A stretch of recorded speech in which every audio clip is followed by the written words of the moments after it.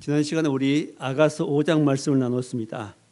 그 내용은 제목은 내가 사랑한 주님, 우리가 믿는 예수님이 어떤 분이신가를 함께 나눴습니다. 기억하신가요? 한마디로 예수님 어떤 분이라고요? 희고도 붉고 모든 사람이 뛰어나다, 그 말씀드렸습니다. 그리고 8가지의 그런 특징을 말씀드렸습니다. 머리와 눈과 뺨, 입술, 또 손, 다리, 입, 이런 8가지의 그 주님이 어떤 분이신가를 함께 나눴습니다.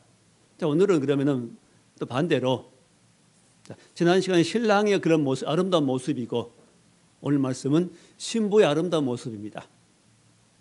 신랑이 나오면 신부가 나오겠죠. 신랑의 아름다움 반면에 신부의 아름다움. 신부는 누구죠? 교회가 신부지요. 그리스도의 신부는 교회고, 또 교회는 바로 우리 성도들을 말합니다. 성도들의 모임이 교회입니다. 건물이 아니고 교회는 모임입니다. 성도들이 한 사람 한 사람 모임이 바로 교회입니다. 아름다운 교회는 어떤 교회인가? 또 아름다운 성도는, 하나님이 아름답다고 말씀하시는 성도는 어떤 모습인가? 어떤 성도, 아름다운 성도인가? 를 여기에서 말씀해 주고 있습니다. 오늘은 그 아름다운 모습 7가지를 여기 말씀하고 있습니다. 그 내용을 함께 나누겠습니다. 자, 먼저 그러면 항상 제목이 나오죠. 제일 위에 중요한 거 나옵니다. 성도로 그 교회를 주님이 어떻게 보신다고요? 4장 1절에 내 사랑 너는 어여쁘고도 어여쁘다. 한마디로 이 교회를 향하신 주의 말씀입니다. 주님이 교회를 꼭 저와 여러분들 어떻게 보셔요? 내 사랑이다. 너희는 내 사랑이다. 내 사랑으로 만들어진 교회다. 내 사랑으로 만들어진 성도라는 겁니다. 우리는 이 주의 사랑을 먹고 자라고 있습니다. 교회는 또 우리는 바로 이런 주님의 사랑을 먹고 자라는 겁니다. 아이들도 그러죠. 엄마의, 그 부모의 사랑을 먹고 자라는 겁니다. 그래 건강한 아이로 자라게 됩니다. 우리는 바로 이 하나님의 사랑을 먹습니다. 무슨 사랑이요? 십자가의 사랑입니다. 십자가에 자기의 몸을 버려주신 그런 사랑, 그런 사랑으로 교회가 이제 태어났고, 그 교회가 이 땅에 이제 세워져 가고 있습니다. 내 사랑 너는 어여쁘고도 어여쁘다. 정말 아름답다는 겁니다. 정말 예쁘다. 사랑스럽고 예쁘다는 겁니다. 우리가 우리 자신을 볼 때는 우리는 별볼이 없습니다. 그냥 실수하고 화내고 짜증내고 원망하고 불평하고 죄짓고 이런 사람들이지만은 주님 보실 때는 우리를 어떻게 보셔요? 그렇게 안 보는 겁니다. 어여쁘고 어여쁘다고 말씀합니다. 자, 어여쁜 교회의 모습. 자, 첫째가 눈입니다. 눈이 아름답다고 말씀하십니다. 1절 중간 부분에 내 눈이 비둘기 같고. 자, 보통 우리가 아름다운 사랑하는 여인에게 눈이 비둘기 같다고 말하면 그 못 오가는 말일 겁니다. 그러겠죠? 다른 것을 비유해야지. 하필이면 비둘기 눈 같다 그러면은 눈이 작다는 얘기 있고 너무 둥그렇다는 거죠. 자, 그래서 상징적인 것입니다. 상징적인 것. 비둘기의 특징은 뭐지요? 순결한 눈입니다. 내 눈이 순결하다. 아무거나 보지 않는 그런 눈. 또 비둘기 눈의 특징은 뭐냐면 다른 조류들은 옆을 잘 본다 그럽니다. 비둘기는 정면만 본답니다. 정면만. 옆에는 안 보인다는 거죠. 우리는 눈을 뜨면 다 보이죠. 옆에 상황도 보이죠. 비둘기는 앞에만 보인답니다. 눈이. 비둘기의 특징은 바로 앞만 보는 특징이 있습니다. 그래서 우리 하나님께서 우리 성도들의 이 눈을 바로 비둘기 같다고 말씀한 겁니다. 그래서 우리가 아름다운 눈이 되려면 어떻게 해야 됩니까? 주님만 바라보는, 여기저기 기웃기웃하지 않고 세상 바라보지 않고 헛된 것 바라보지 않고 좌로나로 치우치지 않고 오직 주님만 바라보는 성도를 아름다운 말씀한 겁니다. 아름다운 성도라 말씀한 겁니다. 히브리서 12장 2절에 믿음의 주요 또 온전케 하신 예수를 바라보자고 말씀합니다. 하여튼 주님 중심으로 주님 바라보고 나가는 성도 아름다운 겁니다. 환란이 있건 핍박이 있건 어려움이 있건 문제가 있건 어떤 상황에서는 주님만 바라보는, 주님만 의지하고 주님만 바라보는 성도는 아름다워집니다.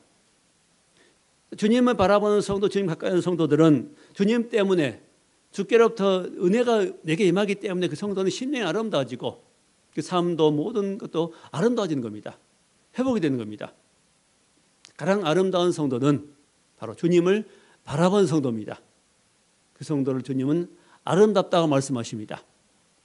이런 예수만 바라보는, 우리의 십자가에 죽으시고 부활하신 그 주님이 나의 주라고 믿고 그 주의 인도함 따라가기에 주님만 바라보는, 문제가 있을 때 주님 앞에 기도하고 어려울 때 주님 부르고 주님과 교제하고 주 안에서 주의 은혜 가운데 사는 이런 성도가 하는 아름다운 성도라고 하나님 말씀하신 겁니다. 주만 바라보는 그 아름다운 신부, 아름다운 그리스도인이 될 수 있기 바랍니다. 자, 두 번째는 이제 머리털이라고 말씀합니다. 머리털이 아름답다. 보통 사람들이 머리털이 곱고 길고 그런 윤기 나면 아름답다 그럽니다. 예쁘다. 머리털이 많이 좌우하죠. 자, 사람의 인물 중에서 머리털이 그 인물을 많이 좌우합니다. 자, 그런데 여기는 그런 의미가 아니고, 자, 머리털이 무엇 같다고요? 길앗 산 기슭에 누운 염소떼 같구나. 산 기슭에 누워 있는 그 비스듬한 그런 산에 누워 있는 염소떼 같다는 겁니다. 염소 한 마리가 아니라 염소떼입니다. 자, 염소떼가 누워 있는 경우는 어떨 때 누워 있을까요? 풀을 먹고 충분히 먹고 그냥 산에서 누워 쉬는 걸 말합니다. 한 마리 한두 마리가 아니라 수십 마리, 때로 거의 산 기슭을 덮을 정도로 누워 있는 많은 무리의 검은 염소떼를 말합니다. 마치 그렇게 산 기슭에 늘어져 있는, 멀리서 보면 그렇게 보이겠죠. 긴 머리가 염소떼가 누워 있는 그런 모습을 보인다는 겁니다. 바로 검은 긴 머리를 말합니다. 짧은 머리가 아닌 검은 긴 머리가 아름답다는 것입니다. 자, 이게 무슨 말씀일까요? 자, 고린도전서 11장 5절에 보면은 긴 머리에 대해서 말씀하십니다. 여성의 긴 머리가 어떤 뜻인가? 여성이 왜 긴 머리를 해야 되는가? 긴 머리 의미가 무엇인가를 성경에서 말씀해 주고 있습니다. 자, 남자들은 보통 머리를 짧게 합니다. 여성에 비해서. 짧은 머리. 여성들은 긴 머리를 갖습니다. 성경에 그렇게 되어 있고 그 의미가 뭘까요? 자, 이 머리라는 것은, 이 머리털이라는 것은, 자, 우리 그냥 머리털이 아니라 머리는 사람의 가장 위의 부분이죠. 머리가 생각하고 머리가 정보를 받아들이고 결정을 합니다. 머리 결정을 하면은 그 생각이, 자, 그 정보가 마음으로 내려와 가지고 움직이죠. 몸으로 내려옵니다. 머리에서 지시하면 몸이 움직이죠. 머리가 없으면 몸은 움직일 수가 없습니다. 자, 이 머리가 있고 이 머리 위에 머리털이 있습니다. 성경의 말씀 머리털은 뭐냐? 여성의 긴 머리는 무슨 뜻이냐? 바로 내 머리 위에 또 머리가 있다는 겁니다. 내 머리가 있지, 여성의 내 머리가 있지만은 이 머리에 또 머리가 있다는 겁니다. 그 위에 머리가 있다.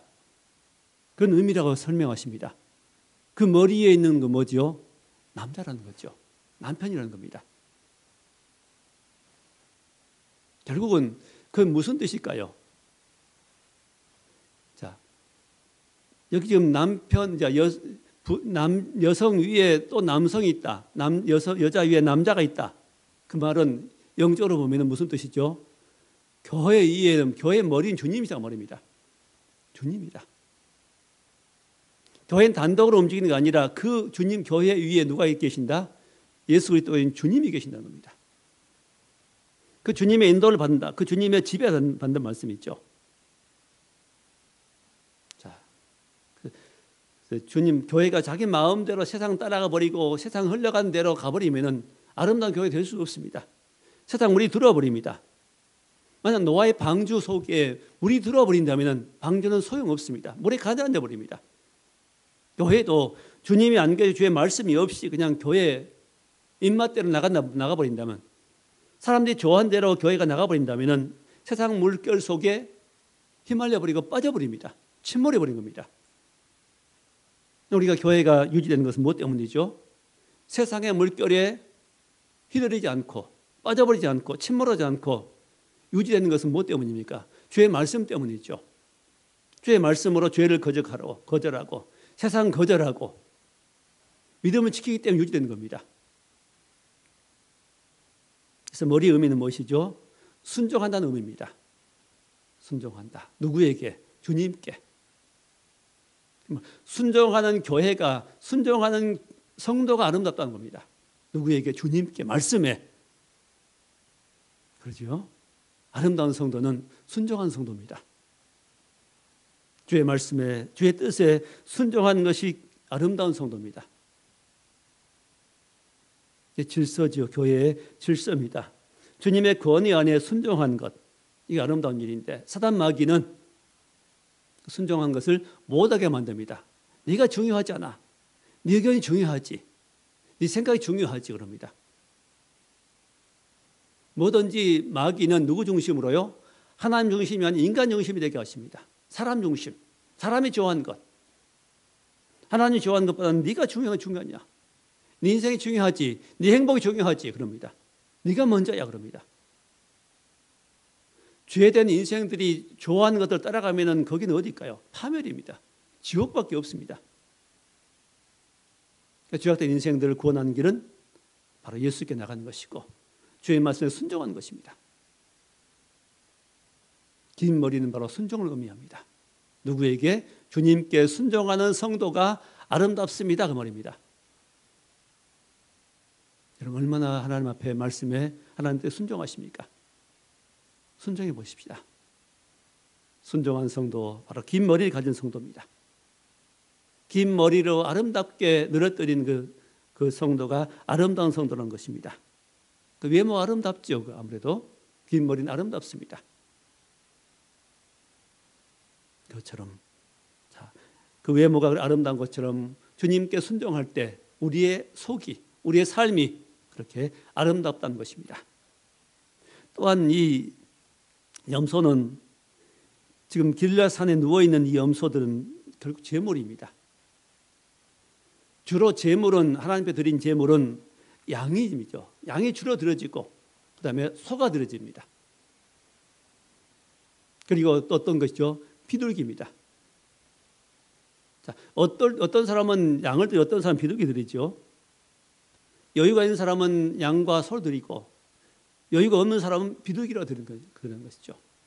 이 소, 양, 비둘기의 특징은 온순한 겁니다. 세 가지는 온순한 동물이죠. 가장 온순한. 근데 염소는 안 그러지요. 뿔이 달렸고 다른 동료들을 찌르고 양을 괴롭히고 또 이 염소들 보면은 항상 그 바위 높은 곳에 서 있습니다. 교만합니다. 음란합니다. 사납습니다. 근데 이런 것도 제물로 드리는 겁니다. 온순한 동물만 제물로 드리는 게 아니라 이런 사나운 짐승도 제물로 드릴 수 있게 된 겁니다. 이게 무슨 뜻이죠? 이렇게 사납고 못됐지만 남을 괴롭히는 어찌 보면 악한 것처럼 보이지만은 이러한 짐승도 제물로 드릴 때 어떻게 해야 되죠? 죽여야 됩니다. 죽여야 됩니다. 죽여서 각을 뜨고 피를 빼고 생명이 없는 상태에 드리는 겁니다. 제물로 드린다는 말은 죽인다는 의미입니다. 이렇게 사나운 짐승도 염소도 제물로 드려져 버리면 온순해져 버립니다. 움직이지 못하지요. 이게 무슨 뜻이죠? 아무리 우리가 염소처럼 못된 사람이라 할지라도 나쁜 사람이었을지라도 세상에 저 사람 버림받아 해 죽어야 되는 그런 사람일지라도 주 앞에 나와서 십자가 은혜를 깨닫고 내 자신을 주의 은혜 가운데 드려지면 주 앞에 무릎을 꿇으면 어떻게 된다고요? 양처럼 순해지고 그 사나운 염소도 양처럼 변하는 겁니다. 온유하게 됩니다. 겸손하게 된다는 것입니다. 자, 긴 머리털, 길라 산 기슭에 누워있는 그 무리 염소 같은 긴 머리, 그것은 바로 주 앞에 순종을 말합니다. 순종한 성도가 아름답습니다. 또 순종한다는 것은 또 참는다는 뜻도 있습니다. 참는다. 자, 참을 때는 어떤 것은 쉽게 참을 수 있지만은 어떤 건 못 참습니다. 근데 성경에는 모든 경우에 참으라 말씀합니다. 예를 들면은 나쁜 주인이 막 하인을 막 부려먹습니다. 함부로 대하고 함부로 뭘 시킵니다. 부당한 대우를 합니다. 그럴지라도 참아보라고 말씀합니다. 자, 주인이 하인을 이렇게 함부로 대할지라도 참아보라. 그것은 주 앞에서 아름답다 말씀합니다. 이 세상 이치를 보면 안 맞지요. 안 맞은데 왜 그러지요? 이는 그리스도도 참음으로 이 모든 것에 본을 보셨다는 말씀하십니다. 예수님 십자가를 참았습니다. 죄가 없어서 죽음 당하시는데 그 십자가를 묵묵히 참으셨습니다. 왜 참으라고 말씀하죠, 우리에게도? 보통 요즘 사람들은 절대 못 참지요. 조그만한 인격의 침해가 못 참습니다. 말 한마디에도 못 참아 헤어집니다. 우리 갈라서 그럽니다. 요즘 사람들하고 이 복음하고는 정말 안 맞습니다. 그래서 교회를 떠나는 겁니다. 이게 무슨 말인지 모르는 사람은 구원을 받을 수 없는 겁니다. 구원이 무엇인지를 이해 못하는 거죠. 왜 참아야 되죠?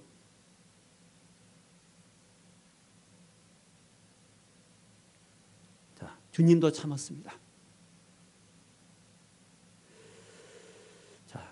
제물 된다는 의미, 십자가 진다는 의미, 이걸 모르고선 복음의 의미를, 깊은 의미를 알 수가 없습니다. 모양만 배우면 소용없습니다.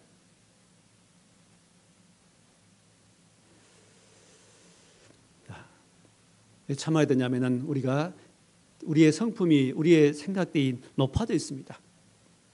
높아진 마음들을 낮춰야 됩니다. 저도 이 참는 부분, 그런 훈련을 하나님께서 많이 하셨습니다. 한 20년 전쯤 된 거예요. 비화에서 토요일 오후 되면은 항상 저는 그때 무등산 헐몬수양관 그 산에 가서 아니 밖에 가서 기도했습니다. 눈이 와도 갔습니다. 그냥 비가 와도 갔습니다. 10여 년 그렇게 다녔는데 기도하지 않고는 설교를 못 하겠더라고요. 그리고 기도하고 이제 오후에 이제 점심 먹고 가서 한 서너 시간 기도하고 어두워지기 전에 내려온데 비가 거의 인터체인지 거의 고속도로 타고 막 정지했는데 어떤 차가 쓰러기 앞에 탁 가로막으면서 화를 내더라고요. 왜 남의 차를 방해하냐고. 너무 황당했습니다. 왜 남의 차를 방해할까? 고속도로에서. 방해할 수 있을까요, 그게? 가능하다고 여기십니까? 물론 일부러 방해하면 방해하겠지요. 앞차가 앞을 방해하면 또 내가 가서 방해하고 뭐 그런 경우 있겠죠. 전혀 몰랐습니다. 화를 불같이 내면 왜 남의 차를 방해했냐고. 왜 계속 방해했냐는 겁니다. 황당한 이야기 들었을 때 황당했지만은 그때 탁 떠오른 게 있었습니다. 아, 시험이구나 이게. 내 오름을 문제 없음을 내가 밝히려고 한다면 싸우겠습니다. 그때 싸우면 어떻게 되죠? 받은 은혜 쏟아버립니다. 그 순간 뭐라 어떻게 했냐? 그냥 참았습니다. 참고 운전하는 데가 방해됐으면 죄송합니다 하겠습니다. 그게 가더라고요. 그러면서 자신의 어떤 부분들이 많이 내려놔지더라고요. 주장하던 그런 부분들이. 내가 오라도 얼음을 밝히지 않고 그냥 거기에 좀 굴복해 본 것, 주의 뜻 순종해 본 것, 이게 참는 겁니다. 참아볼 때 자신이 내려놔지고 자신이 변화됩니다. 높은 마음들이 겸손한 마음으로 바뀌게 됩니다. 이게 참아보라는 겁니다. 이게 모든 걸 옳다고 주장하지 말고 증명하지 말고 옳음을 증명하지 말고 참아보라는 겁니다. 그것이 곧 긴 머리털의 의미입니다. 이렇게 할 때 주님이 우리를 아름답다 말씀하신 겁니다.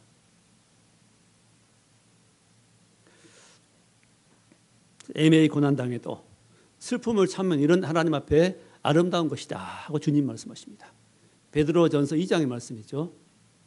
애매한 고난당해도 참으면 하나님 앞에 그것이 아름다운 것이다. 하나님 우리를 아름답다, 아름다운 신부다, 아름다운 성도라고 인정해 준다는 것입니다. 그 다음에 세 번째 말씀입니다. 자, 이에 대한 말씀이죠. 3절 내 이는 목욕장에서 나오는 털 깎인 암양 곧 새끼 없는 것은 하나도 없이 각각 쌍태를 낳은 양 같구나. 자, 우리의 이 치아 중요하죠. 치아가 부실하면은 건강에 안 좋습니다. 마음대로 음식을 섭취할 수 없습니다. 딱딱한 음식을 먹을 수 없습니다. 고기도 먹기 힘듭니다. 부드러운 음식만 먹어야 됩니다. 바로 이는 뭘 말할까요? 건강한 치아를 말씀합니다. 건강한 이. 자, 이는 어떤 이라고요? 어떤 이 같다고요? 쌍태를 낳은 양 같구나. 2마리 새끼를 낳은 암양 같다는 겁니다. 바로 이 쌍태는 2마리 새끼지요. 2마리 새끼는 많이 닮았습니다. 그렇죠? 쌍둥이 새끼는 많이 닮았습니다. 크기도 비슷합니다. 모양도 비슷하고 색깔도 비슷하지요. 자, 이런 바로 이렇게 닮은 이가 우엔니와 아랫니가 잘 맞습니다. 만약 이가 우엔니는 20개고 10개, 아랫니는 7개라면 곤란합니다. 자, 이가 이렇게 같이 나야죠. 똑같이. 가지런한 이 바로 질서를 말합니다. 그리고 어떤 음식도 잘 소화할 수 있는 일을 말하죠. 이에서 잘게 빠줘야 그 침과 함께 섞여서 넘어가야 우리가 위가 고생을 덜 합니다. 그래서 어떤 이가 안 좋은 사람 어떤 음식은 거부합니다. 이가 좋은 사람 어떤 음식인지 마음대로 먹습니다. 하나님 말씀도 어떤 사람 거부합니다. 거부하지 않고 어떤 음식인지 어떤 말씀인지 먹을 수 있는 이가 건강한 이입니다. 음식을 잘 먹어야 몸은 건강합니다. 자, 소화를 잘 시킬 수 있도록 이가 도와주는 역할을 하게 됩니다. 그래서 이는 바로 하나님 말씀을 어떤 말씀이든지 그냥 먹을 수 있는 건강한 치아를 가진 성도가 곧 아름답다고 말씀합니다. 그 사람도 이가 가지런한 이는데 아름답지요. 가지런한 일을 가지고 웃으면 참 예쁩니다. 자, 이런 일을 하나님 말씀을 잘 먹을 수 있는 이는 아름다운 일입니다. 자, 네 번째는 입술을 말씀합니다. 입술이 아름답다. 자, 3절에 내 입술은 홍색 실 같고, 아니 입술을 가리켜서 붉은색 실 같다. 이게 말이 됩니까? 그것은 의미를 말하죠. 붉은색 실 속에는 의미를 강조하는 겁니다. 이 붉은색 실 말고 또 성경에 보면은 여호수아 2장 보면은 붉은 줄이 소개됩니다. 붉은 줄. 그게 무슨 사건이죠? 자, 정탐꾼이 여리고성을 점령하기 위해서 미리 정탐꾼을 보냈는데 들어왔는데 그 정탐꾼을 숨겨둔 사람이 기생 라합이 있죠. 여리고성 안에 사는 기생 라합이 그 정탐꾼들이 평안히 시갈 수 있도록 숨겨줍니다. 그들이 갈 때 이제 여리고성을 멸망할 때 그들을 살려주겠다고 증표를 주지요. 그 증표가 뭐죠? 바로 창문에다가 붉은 줄을 매놔라 그랬습니다.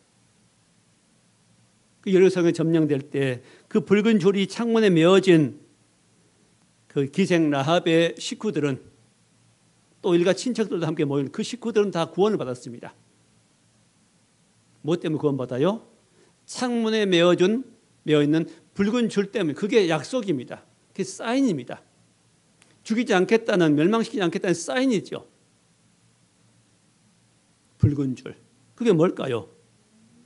자, 이스라엘이 애굽에서 나올 때도 그 문설주에 피를 발랐죠. 붉은 피. 양의 피를 발랐습니다. 예수의 피를 말합니다. 입술에 예수의 피가 있다고 말입니다. 무슨 말이죠? 바로 예수의 보혈이 있다고 합니다. 보혈을 찬송하고 예수의 십자가를 말하고 십자가를 전하고 늘 입에서 뭐가 나와요? 주님의 십자가를 말합니다. 주의 구원을 기뻐합니다. 그렇죠. 우리 마을에서 우리 입에서 예수 그리스도가 나오는 주님을 찬양, 주님을 말하고 나를 말하자가 예수를 말하는 사람이 아름다운 겁니다. 보통 문제는 왜 생기죠? 내가 어떻고, 내가 얼마나 슬프고, 내가 얼마나 괴롭고, 내가 얼마나 왕따 당하고, 내가 얼마나 힘들고, 자꾸 나를 말합니다. 나를 알아주라는 겁니다. 이런 사람은 약한 사람입니다. 영적으로. 그런데 그럴지라도, 힘들지라도, 어려울지라도, 문제 있을지라도 누구를 말해요? 내겐 주님이 계신다. 예수의 피가 있다. 전도하면서 나도 예수의 피를 의지하면서 보혈을 찬송하고 나갈 때 우리는 힘을 얻게 됩니다. 이게 바로 아름답다는 것이죠. 입술이 아름답다. 또 입이 어여쁘다고 말합니다. 내 입은 어여쁘고 입술에 십자가 있고 입에도 십자가가 있습니다. 보혈과 십자가를 말합니다. 세상 자랑하지 않고 자기 자랑하지 않냐고 예수를 자랑하는 그 입이 아름답습니다. 그래서 우리 입에서는 내 말에서는 어떤 것이 나오는가를 우리가 살펴야 됩니다. 나를 자랑하지 말고 내 속상한 말하지 말고 주님과 십자가를 말하는 입술, 그 입이 아름답습니다. 세상 노래 부르지 말고 신세 한탄하지 말고 무엇을요? 이 주님을 찬양하는 그런 입술이 아름다운 입술입니다. 이런 아름다운 입술을 가지고 사시길 바랍니다. 다섯 번째는 뺨입니다. 자, 3절 있죠. 중간 부분에 너울 속에 내 뺨은 석류 한쪽 같구나. 자, 뺨이 어디에 있어요? 너울 속에 있습니다. 너울로 뺨이 가려져 있습니다. 감추어져 있습니다. 뺨이 다 드러난 거 아니고 너울로 수건으로 가려져 있습니다. 적당히 가려져 있습니다. 뺨이 보이기도 하고 안 보이기도 합니다. 자, 이건 무슨 뜻이죠? 적당히 감추어진 것이 아름답다는 것입니다. 다 드러내버리지 말고 비밀을 가지고 있으라는 말씀이죠. 나무도 전 시간에 말씀드렸죠. 감춰진 뿌리 부분이 있고 드러난 윗부분이 있습니다. 뿌리가 없다면 나무는 아무리 크고 웅장히 보여도 그 나무는 곧 쓰러지고 말라져 버릴 수밖에 없습니다. 우리는 감춰진 부분이 있어야 되고 또 은혜 받은 것도 적당히 감춰야 되고 드러낼 부분이 있습니다. 어떤 거 아는 것도 다 아는다고 다 말하지 말고 어떤 부분은 감추고 있어야 됩니다. 하나님 앞에서 내가 봉사 부분 다 이렇게 했다고 떠들지 말고 어떤 부분 내가 마음속에 감추고 있어야 됩니다. 내 마음에 품고 있어야 됩니다. 서운하다고 다 말하지 말고 서운해하지만 어떤 부분은 감추고 있어야 됩니다. 절제할 수 있어야 됩니다. 그게 아름다운 겁니다. 히스기야 왕이 어느 날 자기 병들었을 때 사다온 사신들에게 그 모든 보물창고 비밀 다 보여줘 버리죠. 결국 어떻게 되죠? 다 바벨론 옮겨져 버렸습니다. 그 모든 보여주는 보물들을 다 바벨론 옮겨 버렸습니다. 결국 뺏겨버린다는 말씀입니다. 적당한 비밀을 가지고 있어야 됩니다. 그게 아름다운 뺨이지요. 또 뺨은 석류 한쪽 같다고 했습니다. 석류 이게 한 개가 아니라 한쪽 쪼개 놓은 석류 말합니다. 석류를 쪼개 놓으면 안에 알알이 그 예쁜 아름다운 열매들이 가득합니다. 석류 한쪽은 열매를 말합니다. 가득한 열매, 감춰진 열매를 말합니다.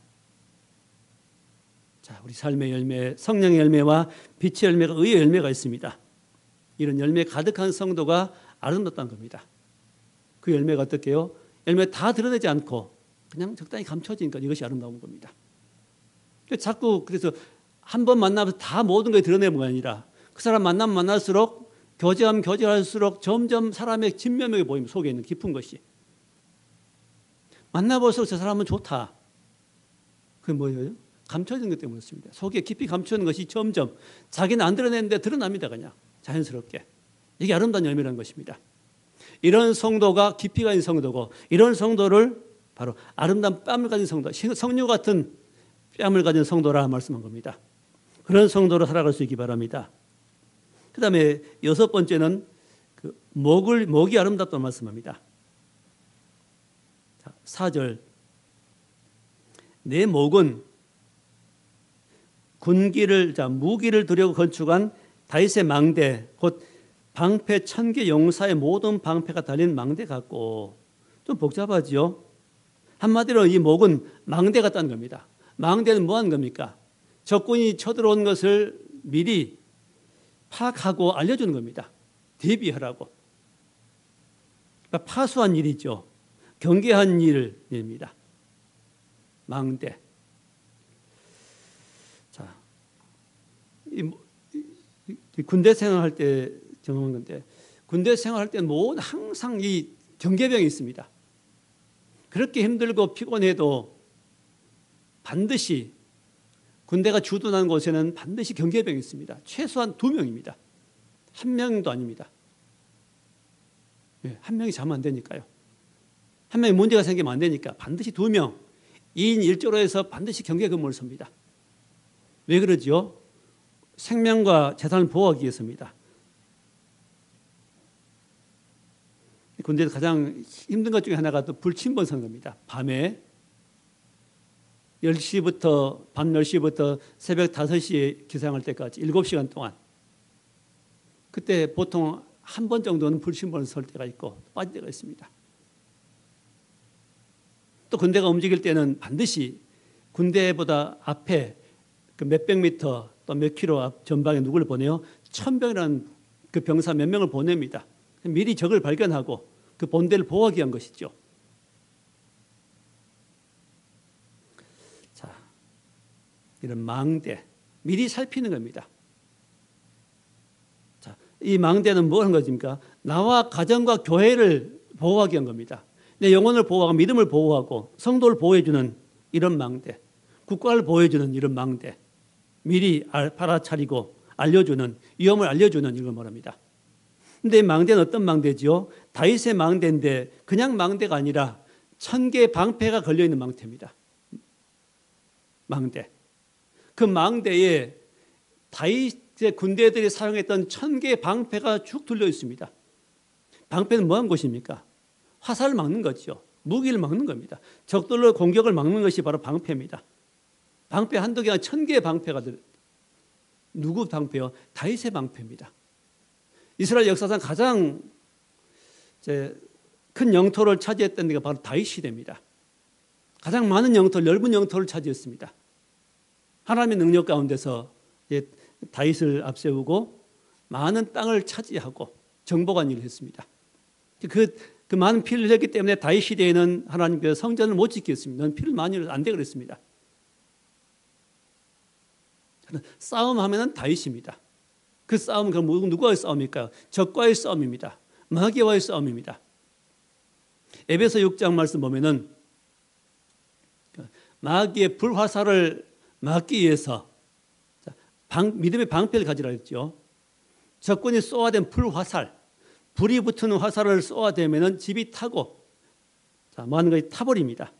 그런 불화살을 막기 위해서 바로 믿음의 방패를 가지라 말씀합니다. 그런 방패가 1000개나 둘러있는 이런 망대입니다. 대비되어 있는 어떤 적들이 와도 능히 물리칠 수 있는 그런 자세죠. 바로 믿음의 방패입니다. 방패 걸려있는 이런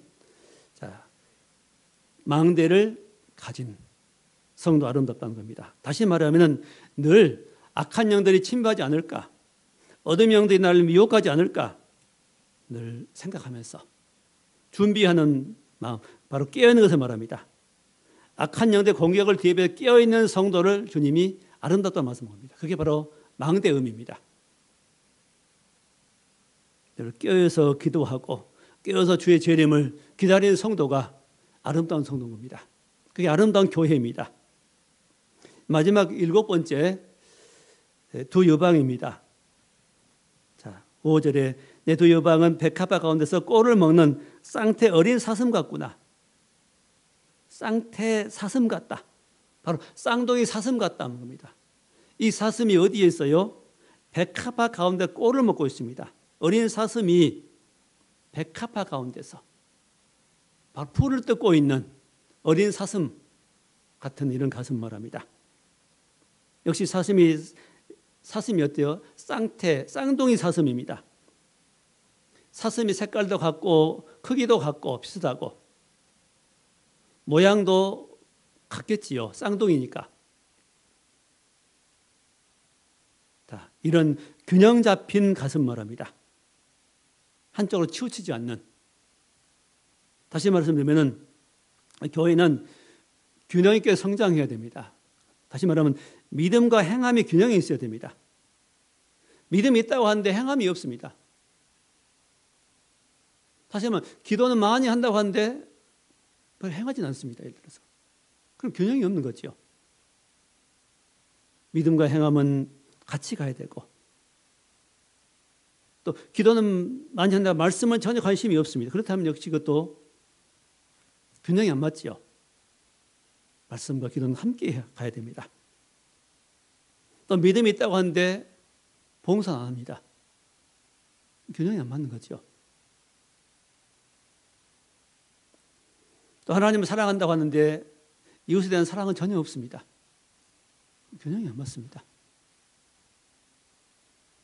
균형을 맞추는, 균형을 갖는 마치 술의 두 날개가 새의 두 날개가 균형 맞아서 올라가듯이 술의 두 바퀴가 균형이 맞아서 잘 굴러가는 것처럼 우리 모든 믿음 생활에도 우리 모든 가정 생활에도 모든 관계 속에서 균형이 있게 한쪽으로 치우치지 말고 너무 한쪽만 좋아하지 말고 항상 균형을 맞추는 전체적인 균형을 맞추고 나가는 이런 성도가 아름다운 겁니다.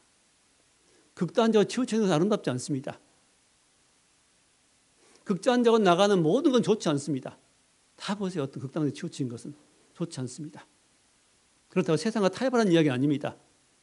믿음과 세상 같이 타협해 나가라 이런 이야기 아닙니다. 믿음 생활에 있어서 치우치는 건 좋지 않습니다. 자, 교회를 봉사한다면은 교회만 봉사는 끝나는 거 아니라 이웃에 대한 봉사도 하는 겁니다. 같이.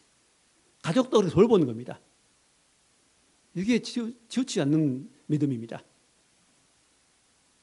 교회만 중요하고 가정은 안 중요하다. 이건 말도 안 됩니다. 교회도 중요한 만큼 가정도 중요합니다. 교회를 열심히 봉사하는 만큼 주회를 열심히 하는 만큼 또 가족들도 열심히 돌봐야 될 그만큼 같이 해야 됩니다. 균형 있는 것이죠. 이런 성도를 주님이 아름답다고 말씀한 겁니다. 자, 이런 신부가 결국은 이 아름다운 신부가 어디로 가요? 이제 6절 말씀.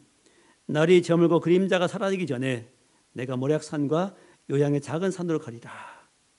자, 어디 가겠다 그래요? 이 모략산입니다. 모략산은 바로 모리아산입니다.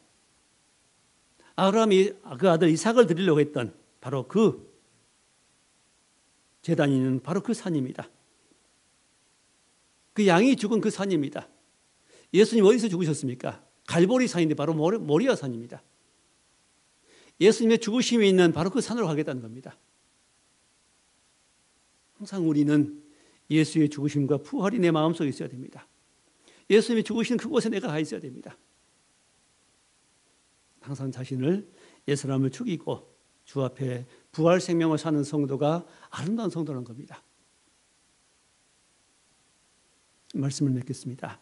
아름다운 교회, 아름다운 성도는 바로 주님 바라보고 주 안에서 하나님 주시는 은혜를 힘입고 균형 잡히게 사는 이런 성도가 아름답다고 말씀하십니다. 그 외에도 많은 성경에 많은 교훈들이 있지만은 오늘은 여기에 나온 내용만 함께 나눴습니다.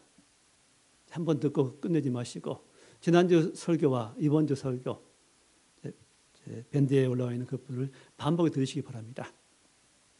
그 말씀을 내 것으로 만드시기 바랍니다. 많이 말씀을 들으면 깨달아집니다. 듣고 순종해 보시기 바랍니다.